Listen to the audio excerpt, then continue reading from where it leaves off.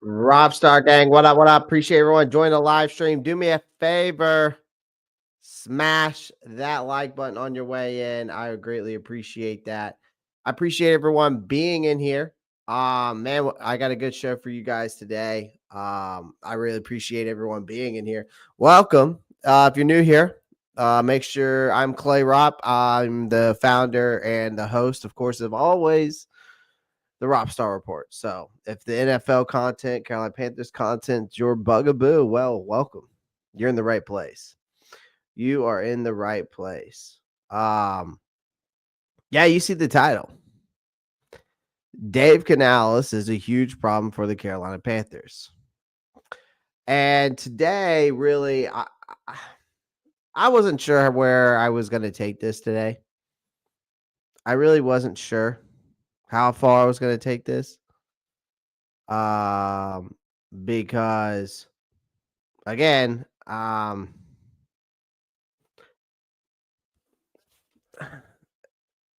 after yesterday's game was absolutely atrocious. Yesterday's game was like almost like the final straw for me on both sides of the ball. Especially and it really isn't as much as Dave Canales' fault as it is in other areas of right. Like Dave Canales definitely deserves the blame. He's a rookie head coach. I am going to give him a little bit of leeway. We've been giving Bryce leeway. We got to give a lot of guys. I guess we got to give this whole team leeway. But this whole team is an absolute dumpster fire, right? Like we're not that good. I mean, we really weren't. I mean, we weren't expected to be good anyways in the first place. This team was not expected to make the playoffs. So let's get that straight. Okay. And trust me, I think that in this whole ordeal, I think there's more context to it than just Dave Canales. I mean, David Canales is a huge problem, but he's part of the huge problem, though. That's why I say that. He's part of the reasons why we saw what we saw yesterday. Like, I think, and we have to stop pretending, guys, like Dave Canales isn't in over his head, because he is, and we're paying the price for it. Like after weeks of flirting with competence against decent opponents, Carolina took this absolute nosedive straight into the dirt against a depleted Cowboys team. And it wasn't just bad. It was humiliating. This game didn't just expose the weaknesses of this roster. It screamed to the heavens that this coaching staff is out of its depth. You know, for a guy who's supposed to be an offensive guru, Canales looked more like a dude randomly smashing buttons on Madden. Bland play calling. You could check that off the list. Zero adjustments. You could check that off the list. Bryce running for his life while this offensive line looked like it did last year. And but better believe that's a big fat check on that one. You can check that off the list. This isn't growing pains. It's slow motion car crash, and Canales is in the driver's seat in this. Yesterday was a massive reality check, ladies and gentlemen. It has to be a massive reality check for everyone. And it should be a massive reality check for everyone. After playing Dallas yesterday for the Carolina Panthers. I don't know how much more context to put that in. I mean, you got outcoached, you got outclassed, you got outplayed by Mike Zimmer, the defensive coordinator for the Dallas Cowboys. Made Canales look like a complete amateur. And Zimmer, I mean, he sent relentless pressure all game. And the Panthers had no answers. None. Zero. Zilch. Nada. And it was as if Canales had no idea Dallas might blitz the rookie quarterback. Bryce Young got sacked 6 times yesterday. Hit countless more. Turned the ball over 4 times. Considerably 5 if we wouldn't have recovered that other fumble. But while Zimmer was playing chess, you got Canales out here eating the pieces. Where were the rollouts? Where was the play action passes? Where was the screens? Where was the RPOs? Where the hell was any of that could make Bryce Young's life easier? Where was Canales' idea of creativity? Is apparently handing the ball off twice, throwing a predictable 3rd down incompletion, and punting at that. It's a miracle that Bryce Young was still standing yesterday. The offensive line, which has been mostly solid this year, fell apart faster than a paper umbrella in a hurricane. And then left tackle Ike Ekwonu, right tackle Taylor Moton looked like they were auditioning for a roll of traffic cones. And then you got center Cade Mays, snapped the ball like he had better places to be. No adjustments, no answers, just chaos. And don't get me wrong, we're going to talk about Ejiro Evero too. We're talking about Ejiro Evero because he deserves some of the blame too. Not just Dave Canales. Dave Canales is a problem, but so is Ejiro Evero. Zimmer, on the other side, though, also exposed Canales' habit of abandoning the run game. Can we really talk about that? I don't get why we abandon the run game. I don't understand why Chuba Hubbard, your 1,000-yard back, who's more than capable of handling a heavier workload, barely saw the ball. He had 10 carries for 32 yards. Instead of leaning on the ground game once again to help slow down the Dallas pass rush, Canales put Young in the line of fire with predictable doom dropbacks. And you know why? He put him under center. He didn't put him in pistol formation. He didn't put him in shotgun formation, which is what he's been used to lately. And the result was an absolute slaughter. This isn't just about being outcoached for one game. It's a pattern, ladies and gentlemen. Canales seems stuck in his ways and unable or willing to adapt. And that's killing this team.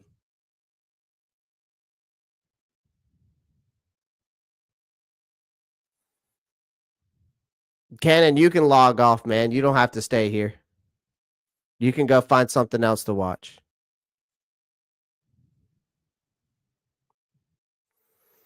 But another thing is we do need to get the blame for Evero, man.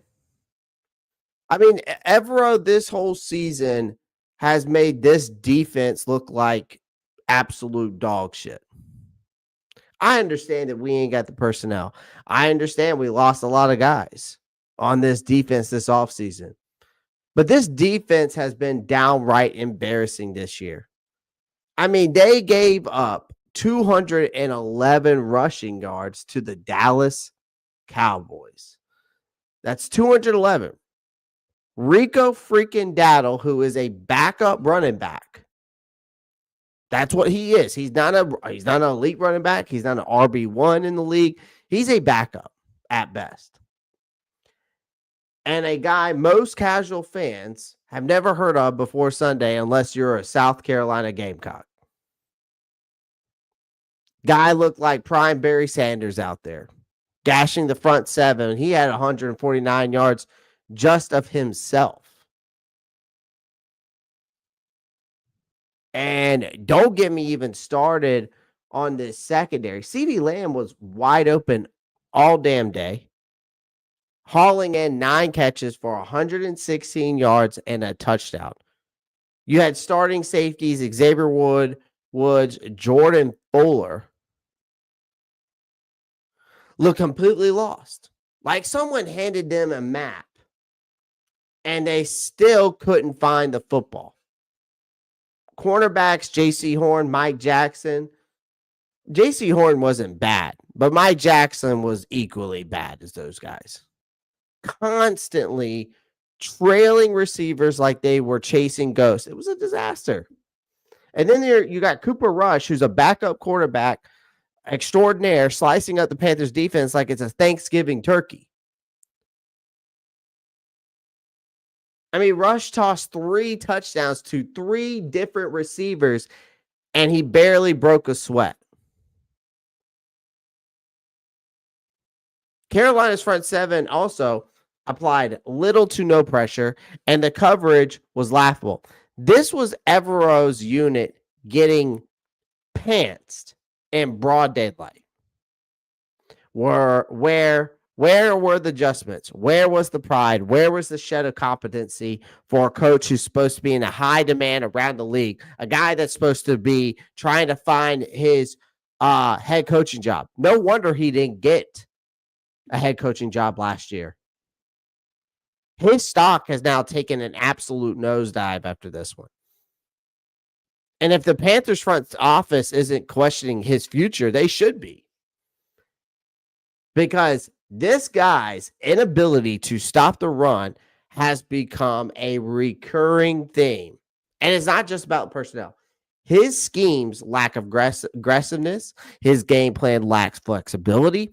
His players look lost so far and too often. If you're giving up 200 plus yards, rushing yards, in an NFL game, something is deeply broken. And what's even worse is that this defense doesn't even seem to learn from its mistakes. The same missed tackle, blown coverages, the lack of adjustments are absolutely atrocious week after week. It's not just frustrating, it's infuriating. And I think everyone as fans have every right to question whether Evero is the right man for the job.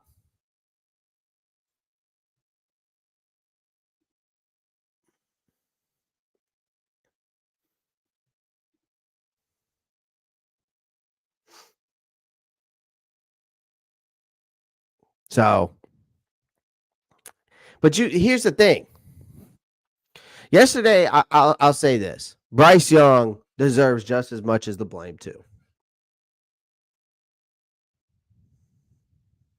And I'm going to get back to the Canales thing because Bryce Young deserves just as much as the blame.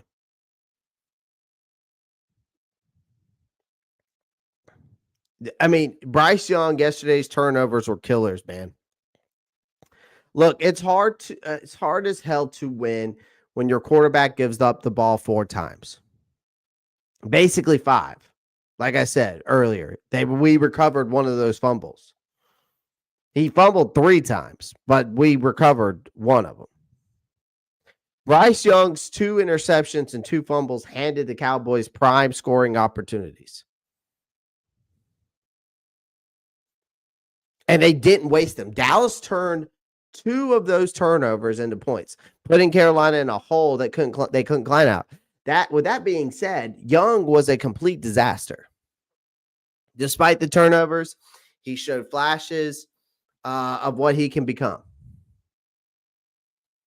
Delivering some great throws over the middle, connecting with with Jalen Coker for an 83-yard touchdown bomb. And the Panthers' longest play of the season. But those flashes aren't even enough when you also are handing the ball to the other team like it's a damn charity event. If Young wants to keep the fan base and the coaching staff confident in his future, he needs to tighten up. And the next games are critical for him to show growth and better decision making. It's the same thing. Like this offensive line, got to blame them in this game. They were a complete disaster. They've been one of the few bright spots this season. But on Sunday, they crumbled back to their old form.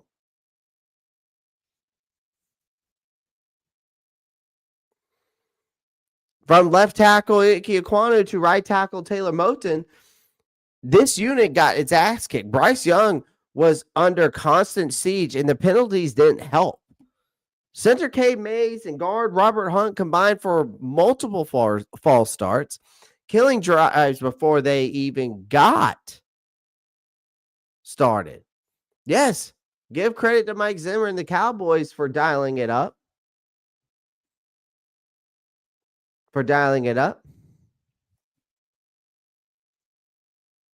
I mean, Ike Ekwonu was getting bullied out there.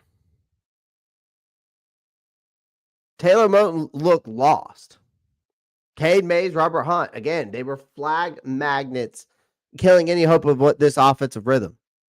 It doesn't matter how good your quarterback is when he has less than 2 seconds to throw the ball. And Young was under siege the entire game. Canales had no answers.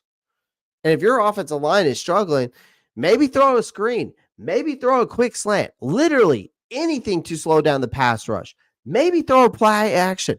Maybe roll him out.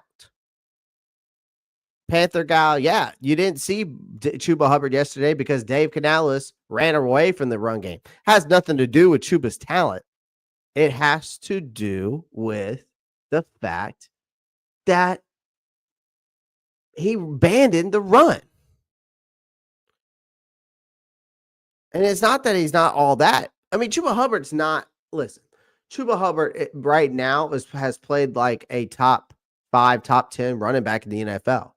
And he's done that this year. Again, that contract that he's under, we'll see if he can do that consistently next year.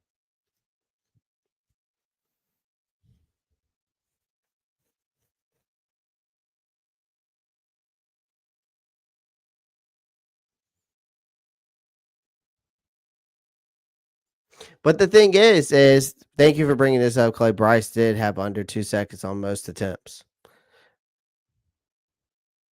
Well, then that's a bigger issue on top of that then. That means that Bryce Young is holding on to the ball too long. But also Dave Canales is not scheming up plays to get him the ball out quicker. Or again, it's back to the wide receivers not having any separation. Or Zimmer is just that good of a defensive coordinator. He was able to scheme up whatever he wanted, and Dave Canales couldn't figure it out. There's so much context into that comment that you just stated, Josh. It's not even funny.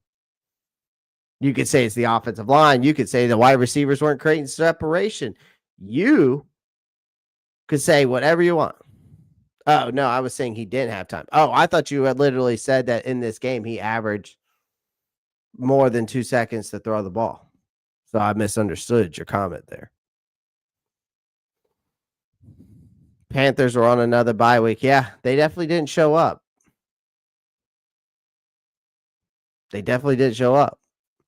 But Dave Canales has to be better, ladies and gentlemen. That's plain and simple.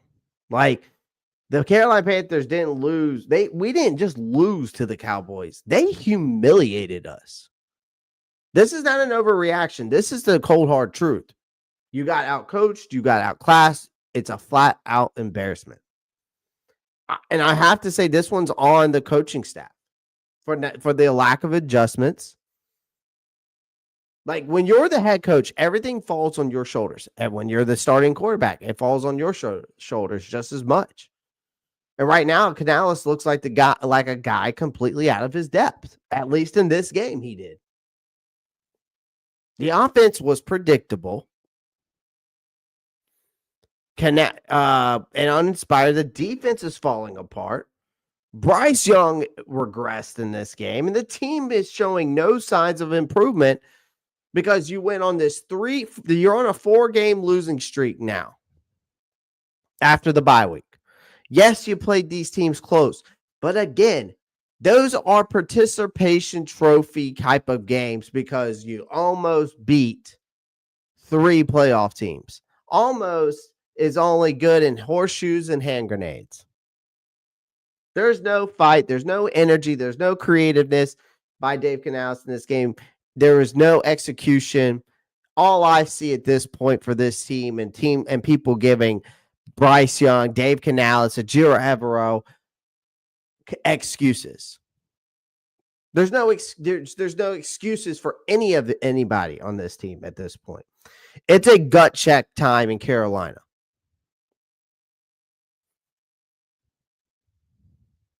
Canales has to look himself in the mirror and figure this shit out. And fast. And now they're saying that there's reports all the way out there now that they're not even going to look at a quarterback in this draft class, which I'm okay with because I don't want to look at any of these guys upcoming, and they're going to stick with Bryce out till next year, and they're going to go get an edge rusher in the first round. But Dave Canales has to figure this shit out in the next couple games, these last 3 games.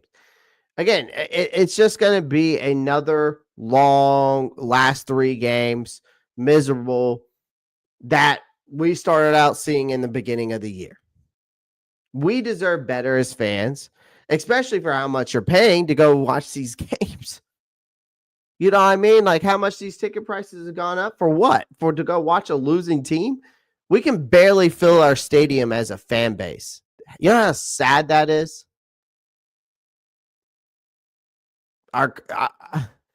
Us fans deserve better. You could argue that Bryce Young deserves better. Hell, we all deserve better. This team, there is some talent there, but talent means nothing without a coach who knows how to use it. Just like Ejiro Evero and Dave Canales at times this season. Dave Canales has to get his act together as a head coach because right now, I think he's the biggest problem in Carolina. Because if he doesn't fix this mess soon, he might not get a chance to stick around and clean it up. I can tell you that much.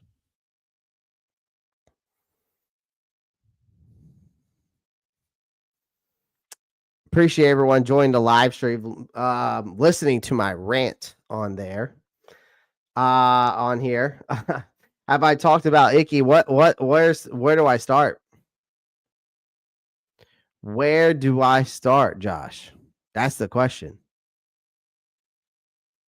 This was his worst game of the season.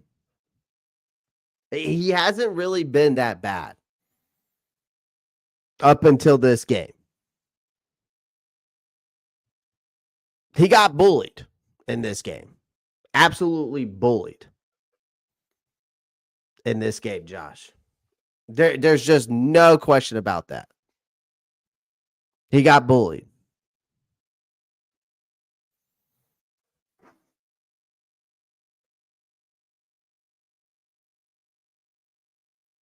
Now, don't bite your tongue about it. Don't bite your tongue about it. Just tell us how you really feel. Tell us how you really feel, Kristen. It's fine. You don't have to bite your tongue about it. You don't have to bite your tongue about it. Y'all say how you really feel in the chat. Jerry Jones called it too. Fuck Jerry Jones, Brad. Fuck Jerry Jones. Like I said, go get Sam Darnold. You know what you got. Keep building this team up, and then go get the guy. Dom 34. I don't think Sam Darnold's coming back to Carolina. I just don't see that ever being the case ever again. Honestly, I could see Sam Darnold going back to the New York Jets, if anything, especially after the season they had. I don't know if Aaron Rodgers is going to be there next year. There's no telling what's going to go on in the Jets organization. So why? And that's a good question, Panther guy. Why should Sam Darnold come back? Dom, give me Sam Howell from from the Seahawks. Kristen's a big Sam Howell fan. Park says fan base needs to calm down. Bryce is our guy. We'll see. We'll see. I gave him his flowers for the last couple games. Never said that this guy was a franchise guy. Some people may have took it as that Clay is saying that Bryce Young's a franchise guy. No, I was giving him his flowers these last couple games. I gave him his flowers from when he started progressing. And it was only time before this was going to happen. Now, again, there's a plenty of blame to go around. But Bryce Young's 4 turnovers definitely tells a lot about that story on Sunday. He's the one who has the ball in his hands 99% of the time. You fumble the ball twice, you throw 2 picks, that's on you. Nobody else. Nobody else. But again, I told y'all I'm going to give him until November, middle of November next year. So basically, by the time Thanksgiving comes around of next year, I'm giving Bryce till. If I don't see anything till then I'm out on Bryce. If I continue to see no progression, I'm out on Bryce. If I don't see him elevate his teammates, I'm out on Bryce. I'm giving him till Thanksgiving of next year. And we'll see. We'll see what this team does. At this point, though, I'm ready to go into the offseason. I'm ready to look into free agency. I'm ready to look at mock drafts. I'm ready to start doing mock drafts with you guys. I'm ready to look towards next year. That's what I'm looking forward to. Brady Christensen should be our left tackle. Brady Christensen is like Andrew Norwell 2.0. He can play wherever you want. Center, left guard, right guard. Hell, probably right tackle, left tackle. He could probably play wherever you want him. Is he our left tackle? We'll see. I think Ike Ekwonu is actually a better guard and you put Brady Christensen on the outside of him. But you got Damian Lewis now at this point. So I don't know. I don't know what they're going to do. Again, Ike has not been that bad this season, ladies and gentlemen. So let's just get that straight. He has not been that bad. This was a bad game for him. It was a bad game for Taylor Moton. It was a bad game for K. Mays. It was a bad game for Robert Hunt. It was a bad game for Damian Lewis. It wasn't just Ike Ekwonu, ladies and gentlemen. I don't believe in Bryce there. I said, legend has it. You have every right to your opinion, my friend. And I understand where you're coming from. I think Canales needs one more year, but he needs to get his shit together. I'm going to give him the benefit of the doubt for sure, Marcos. I'm just saying he has to stop running away and abandoning from the game plan that was working in these last 3 games. Stop abandoning the run game.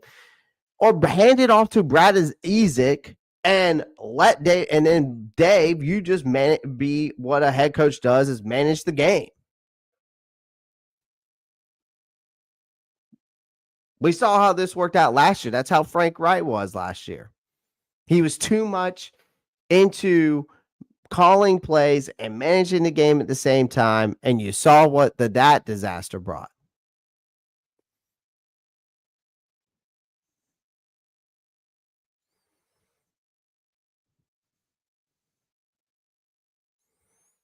You know what I mean? Leo Nunez says, Cade Otton or Britton Strange rest of the season. Thanks. Cade Otton. Give me Baker. I take Baker Mayfield over Mac Jones any day of the week. Think about the quarterback that they have thrown to him. Sam would never agree to come back here after this fan base was awful. Yeah. They gave Sam hell, man. Smash that like button, subscribe. I appreciate that. Dom 34. Canales is just a motivational type of counselor. Sure, being positive is great, but needed to tighten up and discipline this and the Dumps team. We need a Dan Quinn type of head coach. Chris Butler, he's a first-year head coach. I'm willing to give him another year, see how this goes. But after that, you've got to bring somebody. If it doesn't work out with Dave Canales, you have to bring somebody in with experience, like a Mike Vrabel. I would even take a Robert Saleh. You got to bring guys in that are actual head coaches, right? Um, Jim Harbaugh should have been the guy that they went with.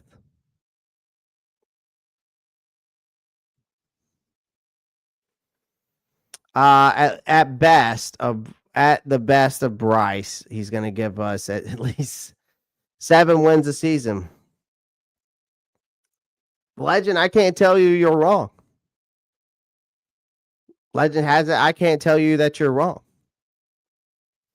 Because what, in the past 2 years, he's won 4 games? It's hard to argue that statement. If we don't win 6 to 8 games next year, Bryce will get traded and Dave Canales on the hot seat for year 4 out of 6. It's crazy, man. It's crazy. When does it stop? When does this cycle stop, though, Dom 34?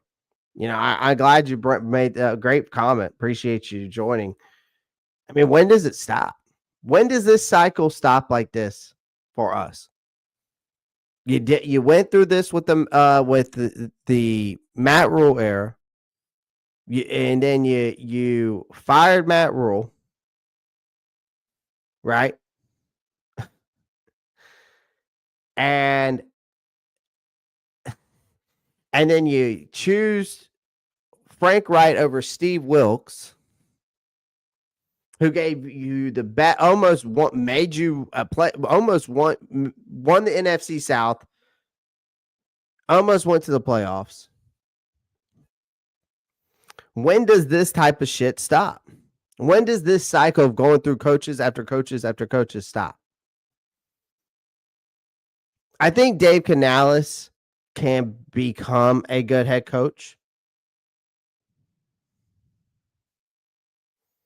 I think it's there, but I do think he has a lot of growing pains because he's been only a 1-year offensive coordinator. Yeah, and he did a great job with these guys. He did great jobs there in Seattle. He did great jobs there in Tampa Bay, right?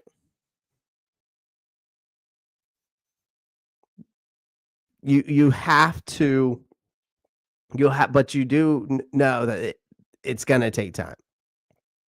But right now, he has some things that he needs to work on. And the couple things I've already mentioned. Dave Canales coached his worst game. O-line played his worst game. Thielen plays his worst game. Defense plays his worst game. Then all of a sudden, Bryce plays terrible. Question mark. Coincidence? I don't think so. Park, I appreciate you joining, man. I want trainers who are damn drill sergeants because I don't. You mean coaches? I want coaches who, because I don't want to see sloppiness anymore, and damn sure want ever to get the pink slip and Canales stop being a play caller. Fair enough. I really don't disagree with you, Kristen. Kendall comes in and says, still hoping he lets the OC call plays next season after a season under his belt. DC got to go, period. Yeah, Evero's got to go, period. We have enough talent to not look this bad, especially against the run. Oh, I agree with you wholeheartedly, Kendall. I appreciate you joining, man. Kristen Butler comes in and says, I just feel sick to my stomach. We'll panic draft again, pick up an overhyped wide receiver. We need to focus on defense, get a wide receiver later. I think you're going to be able to do both through free agency and the draft, Kristen. It just depends on what route Dan Morgan goes. I mean, you might be able to get a true number 1 wide receiver this offseason. Garrett Wilson's name's been thrown out there. T. Higgins. I don't know if T. Higgins is a true number 1. But I mean, getting a T. Higgins doesn't hurt your offense by any means. It definitely improves it. DK Metcalf name's been thrown in that hat. But then, of course, we've also been thinking about getting a guy like Travis Hunter in the draft. His name's been thrown out there. Luther Burden, his name's been thrown out there, out of the draft. McMillan out of Arizona, who's considered the best wide receiver in this draft. His name's been thrown in that hat. Do I think they go out and get a wide receiver in the first round? No. If they're smart, they trade back. I mean, I've been saying it for years. I think with this team right now, what it needs is more draft picks. It needs more help. It needs more depth. So if you want to go and get a big number one wide receiver, do it through free agency. Also, if you want to fill that center void, do it through free agency. Then go into the draft and you draft all the depth and help that you need, especially on the defensive side. But you trade back because you're going to have a top 5 pick and you're going to be able to get multiple picks, not only in this draft, you'll just move back some spots in the first round, depending where you trade. And then you go and you'll have future picks as well. And this is a rebuild. And get that. And get those picks. And then you have 10 to 12 picks in this upcoming draft. And then in that draft. And then you have future picks. Plain and simple. I don't think it's that complicated. But I think people make it more complicated than what it is. Did we give up on Joe Brady too soon because he was under Matt Rule? Possibly. Possibly, Dom 34. You could definitely make a case that we gave up too early on him. I mean, Joe Brady's turned great in Buffalo, but you also got to think he's under a veteran head coach. He learned from Kenny Dorsey, who's a decent offensive coordinator, right? Who's really built up a lot of guys through the league. Ken Dorsey has. And then Joe Brady came from, LSU, where they had a bunch of talent, but then came to Carolina with shitty-ass talent. He goes to Buffalo, like I said, learns from Ken Dorsey, but he also has Josh Allen. It makes things a lot easier as a coordinator when you got a guy like Josh Allen. We definitely gave up on, I would say we gave up on Bean too early, Dom 34. That's what happened. Oh gosh. Now we're talking about something that has nothing to do with talking about. We need Sam here. No, we don't. Maybe for you guys. I know maybe for you guys, y'all want Sam here, but no, we don't need him here. I meant use our first pick at draft for wide receiver when it came to the panicking draft. I think that if they're panicking, you pick the best player available. So whoever that may be, if it is a wide receiver, great. If it's not, then we get who we get. But hopefully it's something we definitely need and can use.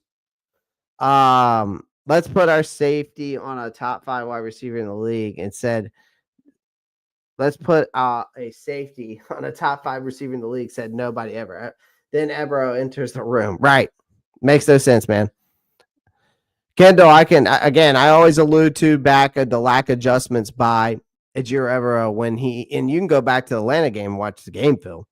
I mean, the guy was having our linebackers going one-on-one with Drake London. And I'm glad you brought that up because I wanted to share this clip real quick. I'm going to share this clip. I got told I was a liar that today, by the way, on my YouTube account, that I was a liar saying that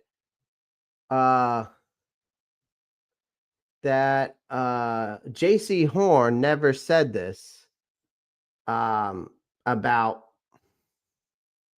the scheme. And I'm going to show this clip real quick.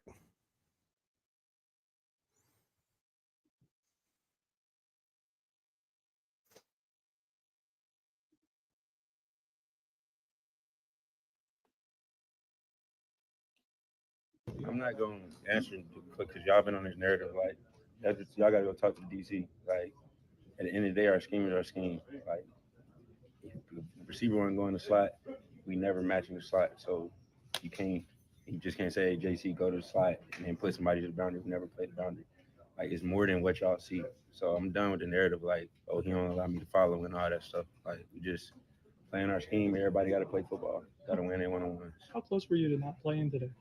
Um, I was going to play. Like, I was working all week to get my run back to, at least the way it felt last week. Because I felt it going into Philly. But I knew if I got to that point where I could at least, run full speed and cut, change direction, then I was going to play. I'm not. So I mean, it's not a false narrative. It's not a false narrative that JC Horn. You can tell he's clearly fed up, though. You can tell he's clearly fed up just by the way he's talking, and just how the way he's talking about things with this, in this whole particular situation when it comes to the scheme. All right, like you can obviously tell in that interview. You can't tell me he's not.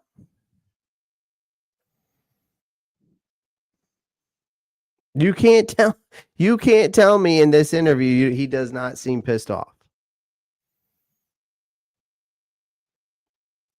You can't.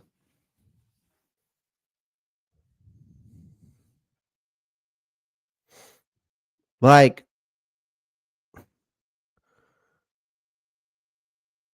again, one of the most glaring issues, again, with this team, ladies and gentlemen, is the Carolina's defensive approach. And it's irreverent. And it's particularly how they handled in this game against Dallas, CeeDee Lamb. Again, you're talking about a guy who is an all-pro wide receiver, for sure. Top 5 wide receiver in the NFL. Some people have him ranked top 3. Right? The guy hauled in 9 catches for 116 yards and a touchdown. And Lamb wasn't even being covered by the best cornerback, J.C. Horn, for most of the plays. And in this game, you'd think that in a game where stopping Dallas' top weapon is clearly priority number 1, the Panthers would put their top guy on it.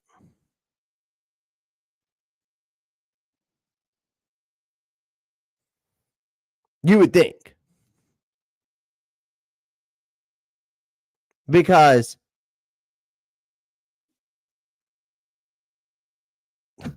I mean, Horn on Lamb makes sense, right?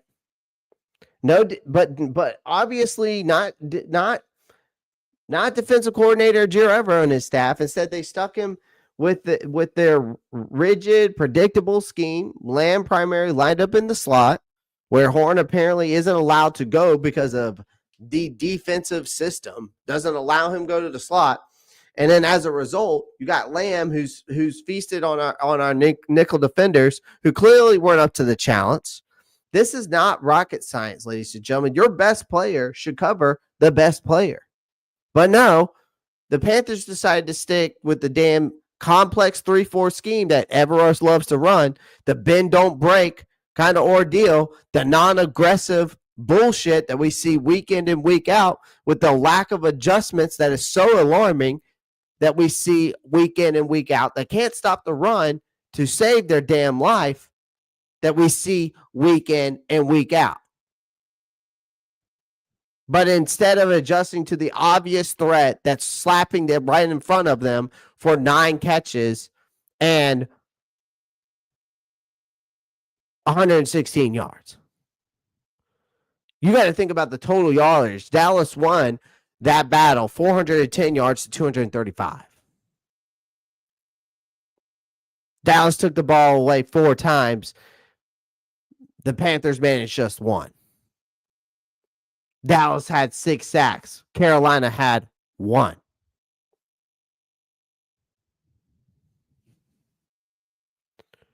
But when asked J.C. Horn, when you watch that clip about this idiotic approach after the game, You can tell that he's fed up. And honestly, who can blame him? Horn was expressed in the past that he wants to shadow the opposing team's best receiver week in and week out, whoever he's going up against, right? That's what top corners do. That's how you win matchups. But this coaching staff and Ejiro Evero, for whatever reason, continues to hamstring him with the rigged system that he's running.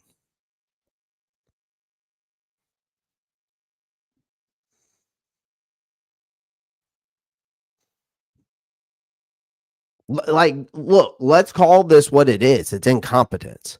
Defensive schemes are supposed to put players in a position to succeed, not tie their hands behind their backs. Horn's one of the best young corners in the league, a guy who can lock down almost anyone in man coverage.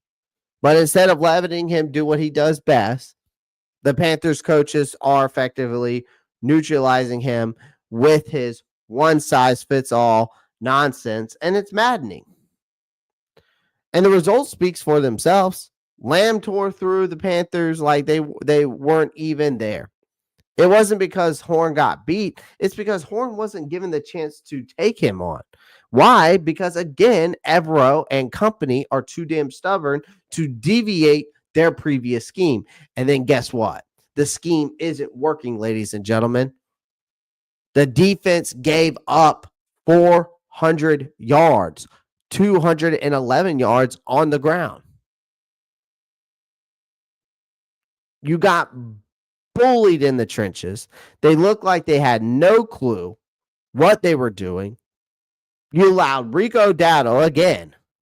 I know I'm kind of going off my rant earlier, but it's so frustrating. You allowed a backup quarterback and a backup running back cook you.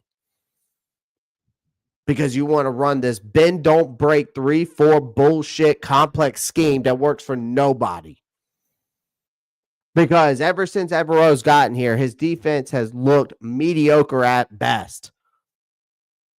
Even when we had the players on the field.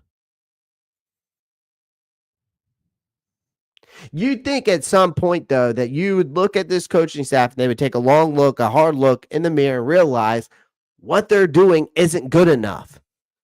This isn't just a one-game issue, ladies and gentlemen, on the defensive side either. It's been a recurring theme all season long. Time and time again, the Panthers defense refuses to adjust to the talent in front of them. It's like watching a team stubbornly beat their heads against a brick wall and expecting it for some odd reason to move.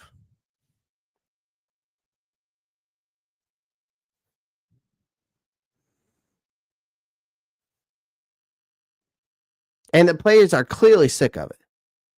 Horn's frustration in the post-game presser was that not enough for you?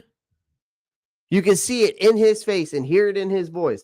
This guy is tired of being asked to explain why the defense keeps falling apart. And he's getting fed up for the media to keep asking him why he's not on the best wide receiver of the opposing team, especially when the answer is obvious to anyone with half a brain. Because at the end of the day, this loss isn't on Horn or the players. This is on coaches. If you're not putting your best players in positions to succeed, you're failing at your job as a head coach, defensive coordinator, offensive coordinator, offensive line coach, wide receiver coach, cornerback coach, safety coach, special teams coach. Point blank, period. The Panthers have talent that I feel like they can do much better than what they're doing. But the talent doesn't mean shit, that at least what you do have, if it's being wasted by bad schemes and even worse decision making. So again, something needs to change, and it needs to happen fast because there's only 3 games left for the season.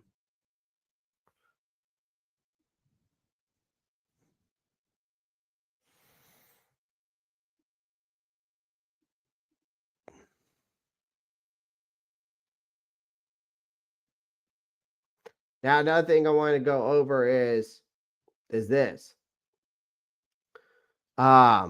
Dave Canales will start Bryce Young again next week.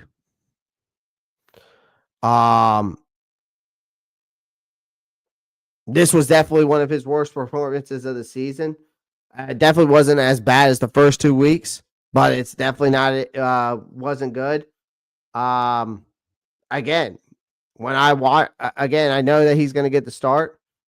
Bryce Young's accuracy was not as good as it seems in this game. He showed some flashes of his accuracy in recent week, but his performance against Dallas was pretty atrocious. Again, we talked about the offensive line. Okay, that's fine. We talked about their performance. So I get that. Okay, you don't need to. I know people are going to comment saying, well, Clay, the offensive line. I get that. I know. I talked about it. I talked about how we got bullied in the trenches earlier. But we're talking about Bryce Young's performance. He threw some decent balls in this game, but that doesn't mean overall the play was as sharp as it needed to be. He finished with a 67.8 completion rate, which on paper really isn't terrible, but the stat is padded by a couple easy completions. The truth is, when things got tough, Young wasn't consistently hitting his targets. This was the game that this was where Bryce Young could have had a breakout game. This was your chance to break out, Bryce. This was your chance to prove people wrong, Bryce. This was your chance to beat a team that was crumbling, to beat a defense that was allowing 8 yards per pass attempt, one of the league's worst.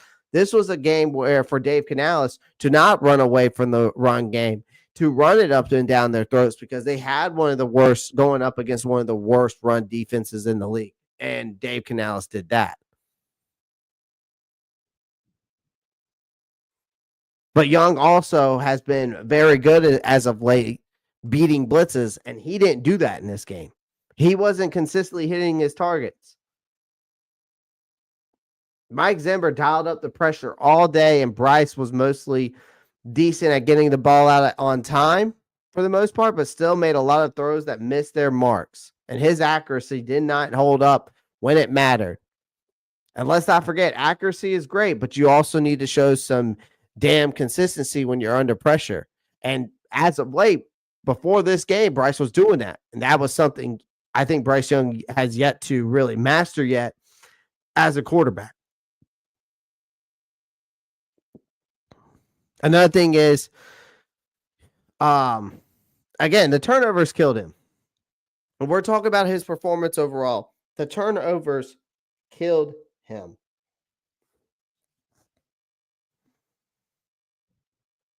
And Bryce Young has been solid at taking care of the ball in the recent games. But in this matchup, for some odd reason, all that good work went out the window. He fumbled early. Then again, in the second half, he also threw a pick. And all of a sudden, you got that turned into points by Dallas. You can't win football games when your quarterback, again, ladies and gentlemen, is handing the ball over like that. This was a massive regression in that department for me, because after weeks of solid play, Young reverted back to making those kind of mistakes that made people question whether he could handle the job at all. So there's no sugarcoating this. Young lost the game for the Panthers in this one. Like Dave Canales, again, I said it's part of the blame. But when your quarterback that holds the ball 99% of the time, he fumbled it twice and he threw 2 picks, and and 2 of the turnovers turned into easy points. That is something you can't recover from. And that's me being blatantly honest and keeping it as nice as possible. Because if you go back and watch that first half of the game, it was a complete roller coaster. He was a hot mess, plain and simple. He was all over the place and mistakes everywhere. A couple bad turnovers, and at times it looked like he didn't even know where he was on the field. And the Cowboys defense wasn't letting up. They took advantage of every little slip up. He threw an interception, lost a fumble in the first half as well, which killed a lot of momentum that we could have hoped for. Right? The only thing that kept the score within reach was an 83-yard touchdown to Jalen Coker, who was trying to make up for missed time. And that was the only play that basically was a fluke, because despite some decent stats for a 77 completion, 134 yards and a touchdown, it felt like a total disaster. If you think about it, it was far from sharp. And those turnovers just kept hanging over his head like a cloud. And then it just got worse, right? But again, I get it that the offensive line, was a flat out embarrassment in this game. I know they've been decent all season, but Bryce Young under constant pressure was all day long, right? And for his performance, 6 sacks, that's just unacceptable. But I will say this: some of it was on Young for holding onto the ball too long. A lot of it has to do with some piss poor blocking. But there's no excuse for what kind of protection when you're up against one of the best pass rushes in the league. And Young couldn't find any rhythm because he was running for his life most of the time. And I get it. When you combine a lot of awful pass protection with a quarterback who can't handle the pressure, you get a shit show like that. And the offense never had a chance to get going, and Young was left scrambling literally and figuratively. So it was just a disastrous after game across the board, right? It was a horrible game for Bryce. He looked at a sink from start to finish. He couldn't avoid the turnovers. He couldn't deal with the pressure. He couldn't constantly make throws when needed. It was like watching him all over again last season. And that it was like almost that he hadn't learned from his mistakes. That's the part that bothers me the most. And it's easy to say, well, he'll get better. But the truth is, when your team is depending on you to make plays and you turn the ball over like this, there's no excuses. His performance was underwhelming, and it's honestly embarrassing when you consider the expectations around the game. He deserves just as much blame as everybody else does, if not more, especially with the fact that he touches the ball 99% of the time. And the Panthers were supposed to build momentum and prove that they're heading in the right direction and finally win a game. And instead, they were trampled by a Cowboys team, and that simply outclassed them in every facet of the game. And Bryce Young wasn't ready for the challenge, and it cost us very dearly. I think this is a wake-up call, ladies and gentlemen. It was a brutal performance for Bryce Young. He has a long way to go before he becomes that franchise quarterback that everybody wants him to be. And trust me, I want him to be. I want him to be Carolina's franchise quarterback because I don't want to go through 3 to 5 years to find another guy or finally find the guy. And then it's we're in rebuild now. Our time is now to rebuild this team now.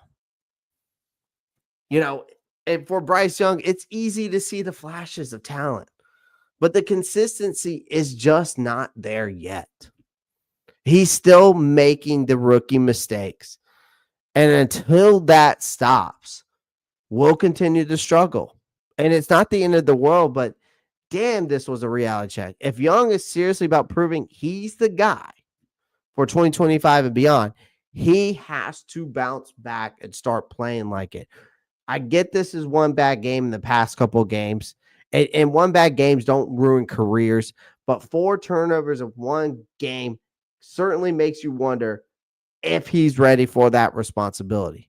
And I'm telling you right now, ladies and gentlemen, whether you believe in him or not, the next few weeks are critical. And for Bryce Young, he cannot afford another stinker like this one. He can't.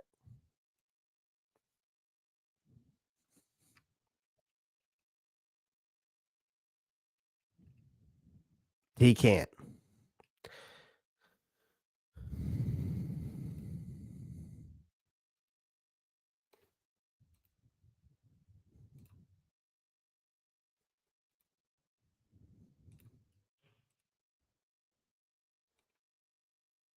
So Bryce Young will still be the starter. There's also something I wanted to go over with you guys. One more thing before we get out of here. Where is it at? Let's see. Here's some optimism for you. I'm not here to spend a bunch. I'm not going to spend much time on a bunch of bullshit here. But so yesterday was yesterday. I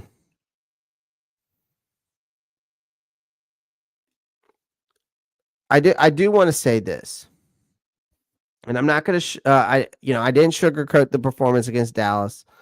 We all know it was an absolute disaster. Bryce Young was able to connect on with Jalen Coker for a long touchdown pass. That was basically it. That was the highlight of the game for us. We understand that it was a complete utter train wreck, and let's call it what it is. And that game, yes, it was hard to watch. And I'm not going to waste anyone's time to pretending anything else like I have today. All right. I'm not going to sit here and spin a bunch of bullshit for you. So I'll ask some of you guys to kindly spare me the sky is falling rants for at least the next week. Yesterday's debacle, again, was that kind of game where we all feared would rear its ugly head after seeing a few weeks of decent football. But it was a throwback to bad Bryce. The Bryce Young we hoped we'd never see ever again. We were hoping that was the last we've seen of it, right? The whole team looked like they completely forgotten what it felt like to put together a competent performance and how they look like one of those teams you see in the final weeks before the head coach gets the can. And it was the same old Carolina Panthers just in time for the holidays. Because why not? Why not kick us while we're already down? The worst part came on the heels of a 5-game stretch where the Panthers showed some promise. 2 wins and 3 tight losses to actual playoff caliber teams. And I think a lot of fans are getting a little too giddy about the direction the franchise was heading under Dave Canales. And let's be real, it's easy to get ahead of ourselves when things look marginally better, even though deep down we know this team is still far from where it needs to be. I think everybody needs to, I will say, I think everybody needs to take a step back and remind ourselves of something most of us conveniently forget.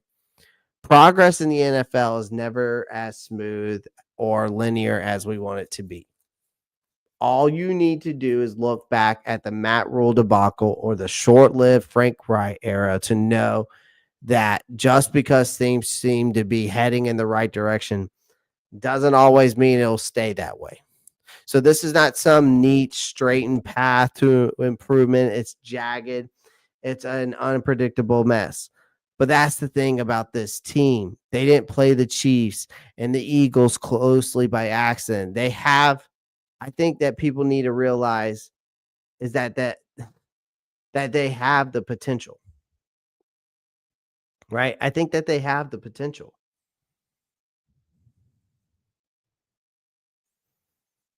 Right? I think they have the potential and to put together some respectable performance when things click. But just as easily, they can get blown out by a team like the Cowboys and look completely clueless in the process. And don't kid ourselves. Yesterday's disaster wasn't some weird fluke. It's entirely within the realm of possibility that we see more of these stinkers before the season ends. And here's the cold hard truth, ladies and gentlemen. This team is still in the early stages of a full rebuild. The front office has bludgeoned enough decisions over the years, and they're now dealing with the fallout, and that doesn't get fixed overnight. This isn't some turned around in a season shit show. If you thought this was going to be a quick fix, you're for a brutal awakening. The Panthers still have 3 weeks left in the season, and that's enough time for some things to improve or for even more problems to surface. Whatever happens, we'll learn about potential of both Canales as a head coach and Bryce Young as a quarterback. But if you think one game is going to convince me to change my outlook, whether it's a win or a loss, you're kidding yourself. I'm not ready to throw the towel on Dave Canales. I do think that he is, but I do think the potential's there. I do think that he has some growing pains. I'm giving Bryce Young till of Thanksgiving of next year. But I'm not going to give up on these guys just yet because I don't know what else to do. Because I won't be jumping on the bandwagon after 1 week either, though. I'm not going to jump on the Dave Canales bandwagon or the Bryce Young bandwagon. I'm not going to do that after one good week either. This is a multi-year rebuild, folks. That's what this is. This is a multi-year rebuild.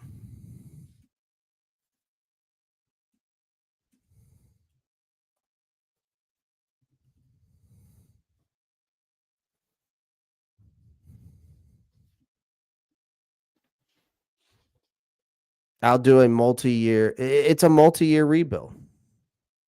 And we're talking years, not months, years. So if you're expecting immediate results, right, you might as well keep your breath held because you'll be waiting a long fucking time and rushing to judgment. Now we'll just leave us all gasping for air when we realize we're not even halfway through the sentence. Look, it might not sound like optimism, but if you want to keep any hope alive, it's going to work. It's going to need to survive shit shows like yesterday. Because trust me, there will be more. And in the meantime, let's try to take some solace in the fact that we've seen one of the most exciting plays in years with the spectacular touchdown I just showed you in a different view from Young to Coker. For now, that'll be enough for me. But we all knew the road ahead was going to be rocky. And now we're just waiting to see how much worse it can get before we start really seeing some change. So this rebuild is far from over. Far from over, ladies and gentlemen. I just wanted to be clear on that. So appreciate everyone joining the live stream again. Do me a favor. Make sure you smash that like button, hit that subscribe button. Make sure you share the live out to your friends, your family, your third cousin, your great grandmother. I don't know. All right. Whoever you want to share it out to, but I would greatly appreciate that. We also did a goal created. You can see the goal. I'm looking for 10 teal super chats. If we get that, I will obviously do a giveaway. So if we get 10 of them, I will get I'll do a giveaway. Also, become a member today. Also, make sure you hit the like and subscribe button. Make sure you click that post notifications bell so you don't miss any new content.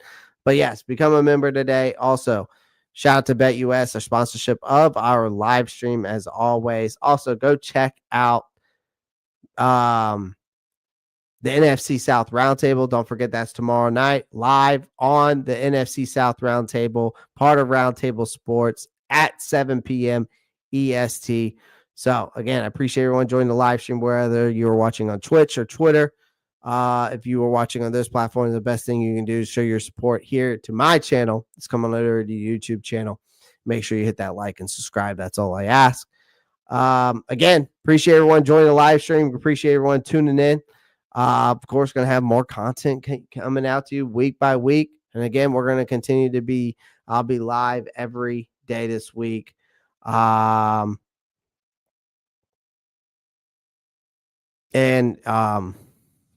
at the same time, 8 to 8:30 p.m. EST Monday through Friday. So make sure y'all come check it out. Okay. Appreciate everyone joining the live stream. As always, y'all know what to do. Keep pounding. Peace.